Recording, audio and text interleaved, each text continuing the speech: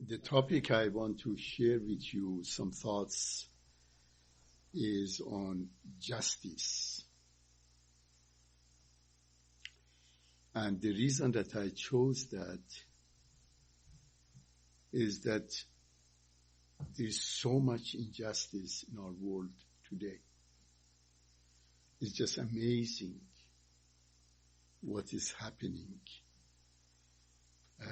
in our world. So much cruelty and unfairness and injustice. And this is in spite of the fact that now for at least a couple of 100 years, since really beginning of modernity, the thinkers, particularly in the West, have been trying to bring about a mechanism of justice. The whole dynamics of fall of dictatorial systems, the introduction of democratic systems, the rejection of many of the practices by different religions.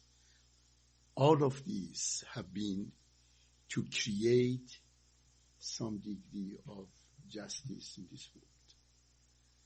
And the laws, that have been brought to humanity and to various society and the human rights movement, all of these aim at creating justice, but we haven't succeeded.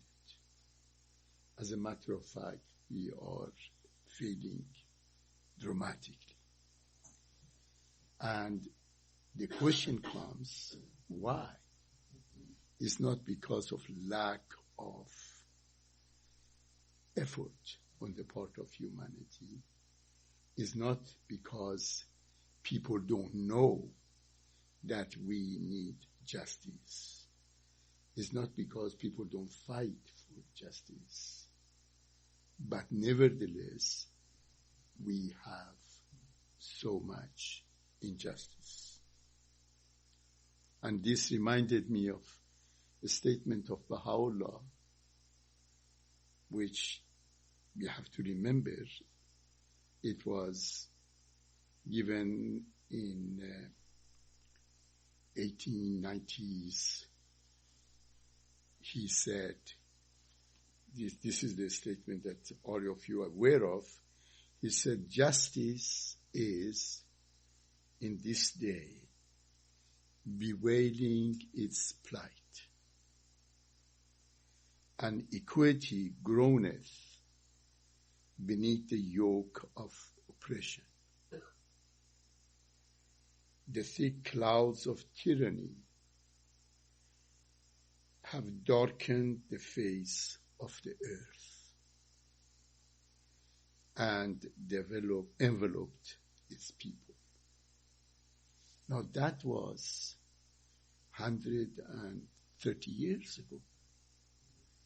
And still is the situation even worse now than it was then. You see. So it requires for us to reflect on issue of justice. And as soon as you do that and begin to reflect on the writings of the Baha'i faith, you come across a most dramatic reality that at the core of the teachings of Baha'u'llah is the issue of justice. As a matter of fact, for the first time in history of religion, a religion had come to mankind in order to bring justice to the world. And let's reflect on that for a moment to see how that emerges in the writings of the Baha'i faith. The first thing is that at least there are 3 areas of justice that are addressed continuously in the Baha'i writings: personal justice, interpersonal justice, and social and global justice. All 3 of these issues have been addressed in the Baha'i faith. Now, personal justice refers to the mandate that Baha'u'llah has given us. You want a pen? I have it. All right. No, that's fine. The personal justice in the Baha'i writings is so fundamental. By personal justice, I mean the issue, the question, how can I, as an individual, become a just person? What is a just person? You see. And the clearest description of that is in one of the hidden words of Baha'u'llah that you are all familiar with. I just read it again for our refresher, as a refresher for us. Baha'u'llah says, O son of spirit. Now that's interesting. Spirit. But when Baha'u'llah says, O son of spirit, son here is not really a gender phenomena, is a human, or human being, okay, or human. But he addresses our spiritual reality, O son of spirit. The best beloved of all things in my sight is justice. Now, he describes how we can become, as individuals, just people. He said, the best beloved of all things in my sight is justice. Turn not away therein, if thou desirest me, and neglect it not, that I may confide in thee. In other words, we cannot commune with God if we are not just. One of the essential requirements for establishing communion with God, receiving inspiration from God, is that we have to become just individuals. By its aid, thou shalt see with thine own eyes, and not through the eyes of others, and shalt know of thine own knowledge, and not through the knowledge of thy neighbor. Ponder this in thy heart, how it behoveth thee to be. Verily, justice is my gift to thee, and the sign of my loving kindness.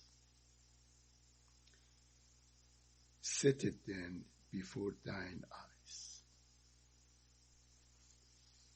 Now, when we reflect on this statement, we realize that a fundamental requirement for becoming a just person is that we become seekers of truth, independent seekers of truth. We have to search for truth. We cannot accept anything without doing research. We cannot believe anything unless there is actually evidence that we can see it proving before us. That we don't believe anything that people tell us until we reflect on them and we search to see whether they are true or not. We don't go by public opinion. We don't go by polls. We don't go by things that other people say. The media says. We search for truth. Another issue that emerges here, when Baha'u'llah said, thou shalt see through their own eyes and not through the eyes of others, is that in order to become a just person, we have to make ourselves free from prejudice. Because prejudice means having a preconceived notion about other people. They say, all people with purple ears are this way or that way. No. You have to search. You cannot generalize. You cannot have preconceived notions. You have to set aside your ideas about everything and search for truth. And that's the process of getting rid of prejudices, because we have a lot of prejudices that we learn through osmosis. We just learn it from our parents, from society, from our neighbors, from backbiting, from all kinds of things. We become prejudiced. And the media nowadays is filled with nonsense, filled with lies, filled with untruth. And the media is not only print media now, is the whole, social media, the Google, all of those are the media now. And people go and acquire their information by doing these kind of things rather than searching for truth independently. So, in order to become a just person, I need to become a searcher after truth, and I have to free myself from my prejudices. There is a third element here when we read this statement of Baha'u'llah. And this is the statement that he repeatedly mentions, including in the long obligatory prayer every day, is that we human beings have a lot of vain imaginings and idle fancies. We imagine all kinds of things, and we desire all kinds of things. And many of these vain imaginings and idle fancies actually make us to develop suspicion and dislike for other people. We begin to think negatively about large masses of humanity to one episode that is reported to us. You see? Just imagine what's happening even in the phenomena of Ebola right now. Just see what's happening. So, I had an experience recently. I went for an education for peace training in Mexico. And there was it was a very exciting event, some 1,500 teachers that we went there to train them about education for peace. And it was very good and very nice. And the worst thing was coming back, airplanes and all of those kind of things, and airports. And I observed in the airports what's happening and what they are doing, especially if the person was dark skin. And there was one person actually that's sitting beside me. We were sitting there trying to relax. I had a 4 hours of wait in the godforsaken airport. And he was sitting there, and he was very somber. And so I turned to him and said, "How are you?" and so forth, and start talking. Happened that he was from Liberia. Okay, it was very interesting, from Liberia. And I said, "Are you concerned being here?" He said, "Yes. Although I haven't been in Liberia for 10 years. And this is my home. But nevertheless, the way that people relate to you and look at you, you see." So the whole idea of how we can free ourselves from prejudice and preconceived notions and vain imaginings and the paranoia and suspicion, these are all essential components for becoming a just person. Okay? So that's the social aspect, a personal aspect of how to become a just person. There's much more, but I'm just briefly touch upon different areas of justice. The second area that we read in the writings of Baha'u'llah and explanations of Abdul Baha and the guardian of the Baha'i faith is with respect to interpersonal justice. It's very interesting that when you read the writings of Baha'u'llah and Abdul Baha, you will see for the first time some leaders of society here, leaders of a new religion, begin to talk about human rights.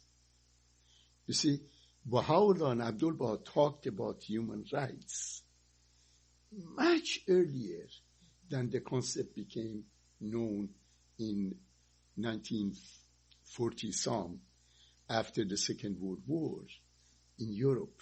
You see, before that, human rights was, even the terminology of human rights didn't exist the way that it is existing right now. But Abdul Baha, in Europe, when he was in Europe, he talked about human rights and justice. And Baha'u'llah before that talked about justice and human rights and fairness. And they focused on some fundamental issues. First fundamental issue that they focused that you should bring interpersonal justice was between men and women, an issue of equality. Another area that they focused on immediately, Baha'u'llah focused on, was racism. Baha'u'llah talked about racism, interpersonal relationship between the races. Another area that they talked about was the slavery, the relationship between different races. And the most important area that Baha'u'llah talked about was the relationship between different religions and the degree of animosity and suspicion and dislike that exists between religions. All of these, Baha'u'llah put aside. He said all of them have to go. if you want to be a just person, and if you want to create a just relationship, you have to avoid all of these. Racism, sexism, slavery, all of these have to be put aside. Okay? Now, these are concepts, these are ideas that individuals have to put into practice, either as citizens or as the leaders of society. The leaders of society have the responsibility, for example, to get rid of slavery. But individuals also have to get rid of practice of slavery. The same for racism, the same for gender inequality. All of these is both individual, interpersonal, and societal. Okay, so we as individuals have to learn to do that, and then society has to do it as well. And then comes even a much more important issue, is that Baha'u'llah said that the two groups of people have been the fundamental causes of injustice in this world. One, the religious leaders, and the other one, the government leaders. He said these two groups have been the main causes of injustice in this world. For religious leaders, he simply said, no more religious leaders. That's it. That's the end of having religious leaders. No more we are going to have clergy. No more we are going to have ministers. No more we are going to have ayatollahs. No more we are going to have any of these characters. No individual human being is spiritually superior over another human being. And no human being can rule spiritually another human being. He totally took away the institution, destroyed the institution of clergy. He said, that's it. That's the end of it. And in his place, what did he do? He created houses of justice. He said, no more religious leaders. In every village, in every city, in every country, globally, you establish houses of justice. You organize the life of human society, both spiritually and socially, through the medium of justice. Just imagine, it's an amazing revolution when a religion comes and says, we are going to exclusively focus on organizing human society based on the principles of practice of justice.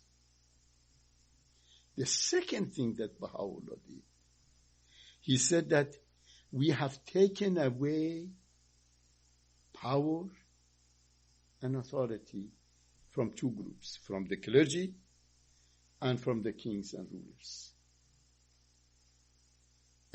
And the kings and rulers collapsed. You see, the dictatorial systems began to collapse, and they are continuing to collapse. Now many people are trying to be dictators still.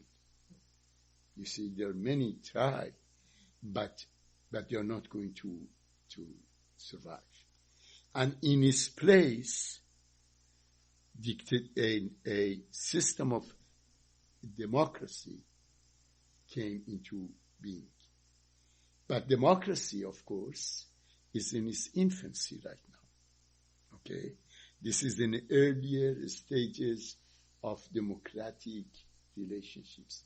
People grow up, and the systems that we create also have to mature, to grow. Democracy is not mature. Right now, the adversarial democratic systems, like what we find in Canada, United States, Europe, and many, many countries in the world that they are trying, are either in infancy, like the systems that they call democratic, like in Africa and former Russia, Soviet Union republics and so forth. They are not democracy, of course. They are forms, democratic forms, but they are dictatorial practices, okay? And actually the people who are elected are the same dictators that before were dictators. Now they call themselves, but nevertheless, that's the beginning of the process, okay? President for life. But, President for life. That's right. Better than for life, but nevertheless, right now where is it, in Sierra Leone, or, the guy has been in leadership for 23 years, and he wanted to extend it further. So people said no more, 23 years is enough. Okay. But that's what's happening. And the best system of democracy that we have right now in the world are the adversarial multi-party democracy, like what we see in the United States and Canada and Europe, which is, of course, totally corrupt, and it's not working, and it is, and everybody, the political scientists and everybody are talking about a post-democratic system, not realizing that actually Baha'u'llah has brought a democratic system and a method of elections and a method of creating democratic systems that within the Baha'i community is being practiced at a very, very primitive level. It is very primitive, but nevertheless, it's free from most, if not all, of the deficiencies of the most advanced democratic systems that we have right now.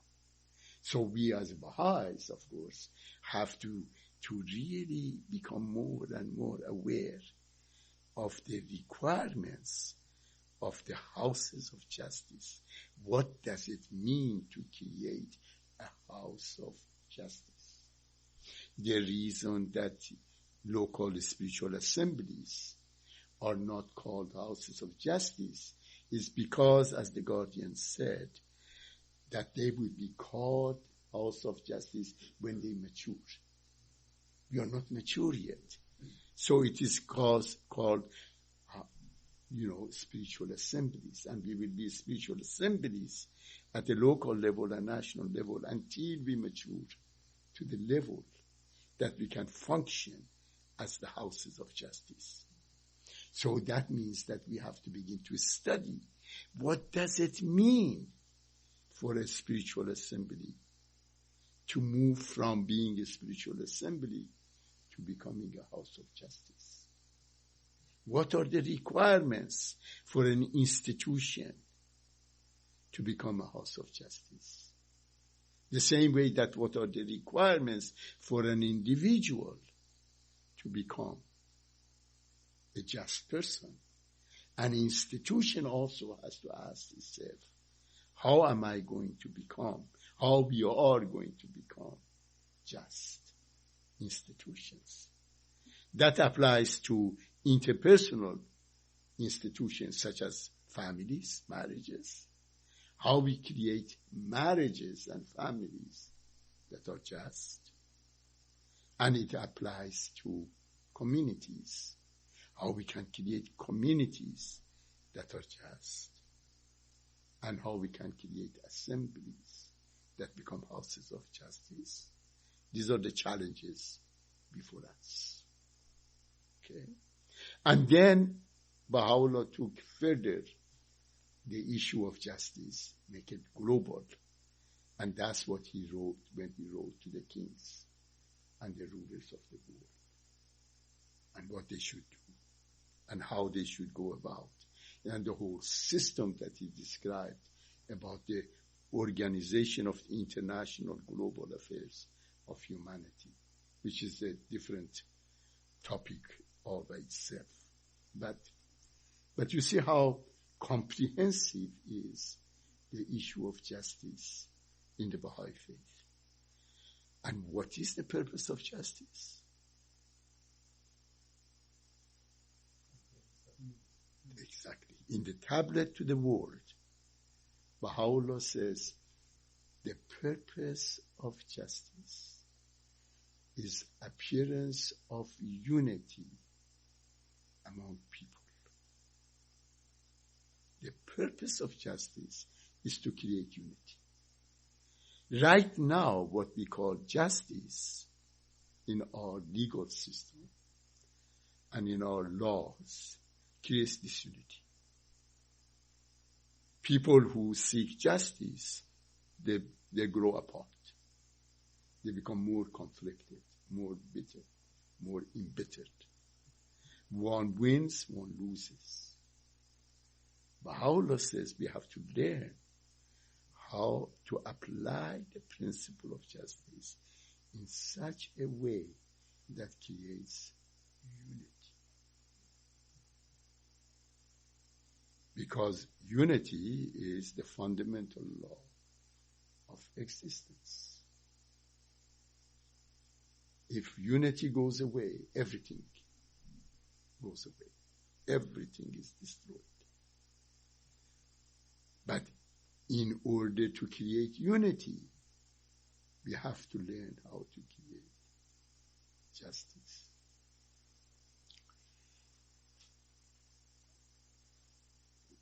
There's far more issues, but I just share a couple of other issues and then end it. One is that Abdu'l-Baha is talking in Secret of Divine Civilization about attributes of perfection. He said that we as individual human beings, and definitely those of us who are in a position of certain leadership, we have to try to develop perfection. Now, perfection is a difficult phenomenon because it doesn't matter how perfect you become, you still can become more perfect. Okay? There comes no time that you can say, okay, now I'm perfect. Okay? You see? So, perfection, like love, like knowledge, is infinite process, ongoing process. You see, you never can reach to the point to say that I now know everything. Or now I have loved as much as I could. You can't. Perfection is the same thing. So, Baha'u'llah, Abdu'l-Baha in Secret of Divine Civilization, talking about the necessity for us to develop attributes of perfection. And he says, the second attribute of perfection is justice and impartiality. Okay? This means to have no regard for one's own personal benefits and selfish advantages. and to carry out the laws of God without the slightest concern for anything else. Now, this is particularly important for those of us who are members of spiritual assemblies or committees or, functioning within the Baha'i community, is that we have to learn the ways of justice, you see. And that means that we should have no regard for one's own personal benefits and selfish advantages, and to carry out the laws of God without the slightest concern for anything else. Now, this is very important because Baha'u'llah says that all the necessary requirements for creating justice has been revealed in the writings and teachings of the faith.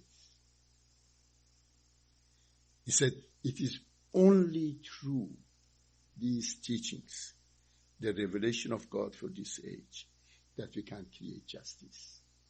He said, there is no other way that you can create justice and except through the application of the laws of this revelation for this time in history of humanity. And Abdul Baha repeats it here, that if we want to become just, we have to have, only thing that we should do is to carry out the laws of God. Then it's also Abdul Baha says, justice, it means to see oneself as only one of the servants of God. And it goes on. Okay?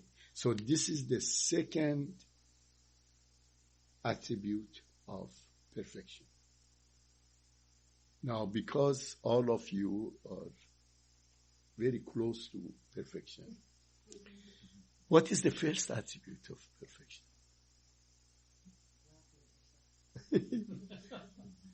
What is really? Let's see what Abdul Baha says, the first attribute of perfection.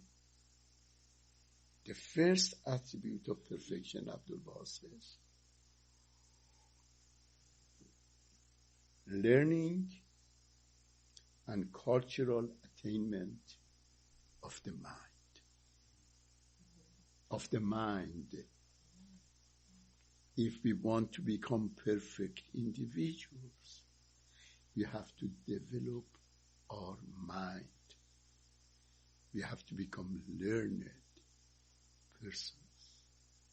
That's the first attribute of perfection. Second attribute of perfection is to become just. What's the third one? You're all perfect. So what is the third one that we do? Yeah, I was surprised when I was reading it today. Even though I have read it before, I think when I read it before, I gave up. I said, no perfection for me. So I forgot it, okay? So here, the first one is develop your mind. Second one, become a just person. The third attribute of perfection, to arise with complete sincerity and purity. For what purpose? Service. Service to the world of humanity. That's very nice, yeah, but be more specific. To arise with complete sincerity and purity of purpose, to educate the masses. To educate the masses. Isn't that interesting? Develop your mind. Become a just person. And then dedicate yourself to education of the masses. Okay? And then he says, other attributes of perfection. And I'm sorry to tell you, it's a long list. Okay? But that's very interesting. Those three, he mentioned them very specifically. And then he goes on. In the fourth paragraph, he puts the following. To fear God. Fear of God means not violating the spiritual laws. That's what it means. Because when we violate the spiritual laws, like violation of any law, we suffer. Even if you violate the law of electricity, you suffer. If you violate the law of truthfulness, you suffer. You see. So fear of God means fear of violation of laws of God. So these are other attributes of perfection. To fear God, to love God by loving His servants, to exercise mildness and forbearance and calm, to be sincere, amenable, clement, and compassionate.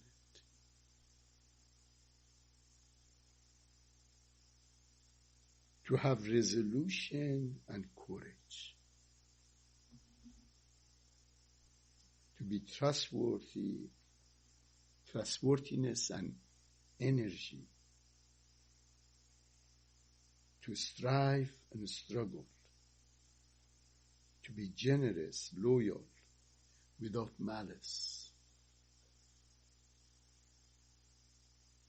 To have zeal and a sense of honor.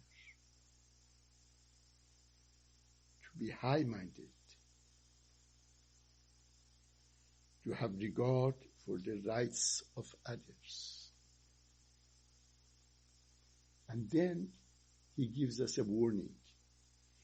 Whoever is lacking in these excellent human qualities is defective, which is frightening. That's why so many people have stopped reading the writings. Because that's a frightening phenomenon, you see. But nevertheless. Now, as I was reflecting on this, I also was aware that when we talk about justice, we have had three major sources of inspiration from Baha'u'llah himself, and from Abdul Baha, and from the guardian of the Baha'i faith. And it happens that all three anniversaries of all three happens in this month. On the 4th of November, the guardian of the Baha'i faith passed away. On the 12th of November, Baha'u'llah was born. And on 28th of November, Abdul Baha passed away. Now, Abdul Baha was the center of the covenant. And the main embodiments of love, unity, and justice. He demonstrated all of those through his person. And the guardian was the one that helped the Baha'i community to understand the whole dynamics of social justice, the Baha'i administration, the spiritual assemblies, the national spiritual assemblies, the House of Justice, the administration of human society, the understanding of the dynamics of the board and politics of the board and their relationship with the Baha'i faith. None of these we would have understood without the writings of and leadership of the guardian of the Baha'i faith. And for those of us who were lucky to live during the time of the Guardian, you know, I remember that we had a relationship with the Guardian that was very, very personal. Amazingly personal relationship. And on the 4th of November, I was living in 1957. I was living in Isfahan. I was finishing my medical school. Not finishing, middle of my medical school. And I was, in the Baha'i sense, I was one of the students of one of the most renowned Baha'i scholars, Mr. Ishraq Khavari. And Mr. Ishraq Khavari at that time was almost totally blind. So I was his guide, dog guide, you know, guide dog. Everywhere he went, I would take him, you know, after I finished my going to medical school and, you know, to my classes and so forth. And in the evenings, actually for 6 years, I and few other people, 3 other people, we had a class with Mr. Ishraq Khavari from 7 to 8 o'clock in the morning and from 6 to 7 o'clock in the afternoon. 6 days a week for 6 years. We had it. Okay? We regularly did that. And the other person, the main person that along with me, we were together. There were others coming and going. And one other person. One of them was Dr. Hishmatullah Rohani, who was martyred.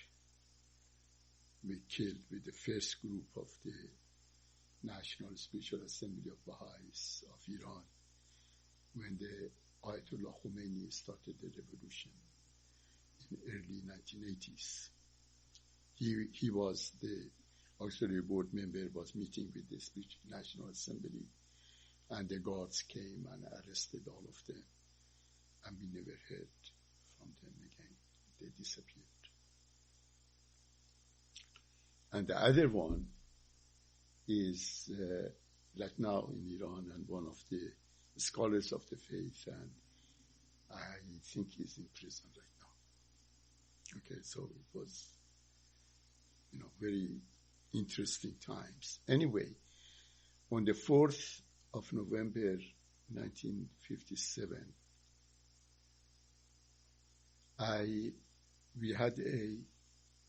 we were supposed to have a meeting like this in which Mr. Ishraq Khavari would speak. And it was a dark and cold and nasty evening. So I went and took, you know, Mr. Ishraq Khavari, and we walked to the house that the meeting was going to be there. And nobody came. Not a person came. Okay. So it was him and I. And I turned to him and said, I read something in the newspaper today, which I'm sure it is not correct. He said, what did you read? And I said, I read, and that was the exact statement that he said in Kehan. Today, it was from Reuters. Today, Shoghi Effendi, the leader of Baha'is, passed away in London. And leaves no will. I didn't say that. I didn't remember that. Yeah. And that was it. That was it. And I said to Mr. Shakhari that that's what I read. He said, why you think it's not true? I said, well, because I couldn't imagine it, And he went into a very, very long period of silence. And then finally he said, the world has darkened and we will not see the light of such individual again for 1,000 years. Yeah.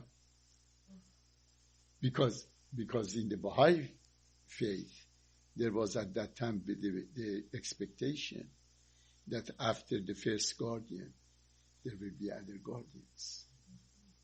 But Mr. Shakhavari said that through his readings of the writings, has concluded that that wouldn't be the case.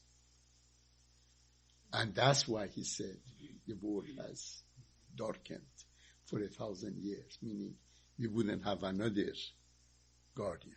It was very interesting. But anyway, that time, the guardian of the Baha'i faith was one of the greatest exponents of justice and teaching us what justice is all about and how it would come about. And then, of course, Abdul Baha and above all, Baha'u'llah. So these are some thoughts that I thought I'd share with you about justice. There's much, much more.